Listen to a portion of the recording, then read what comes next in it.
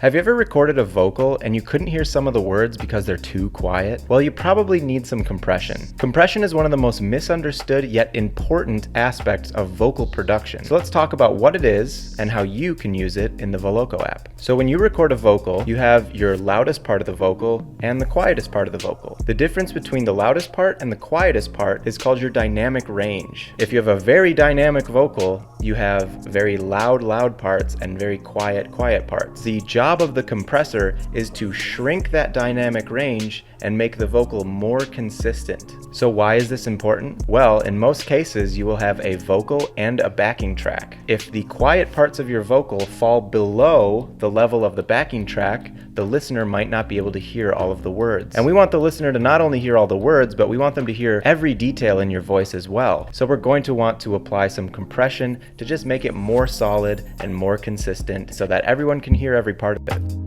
I love compressors, they help me be heard. Compressors will bring out every word. The music sounds better when you use the tools. So use a compressor and don't be a fool.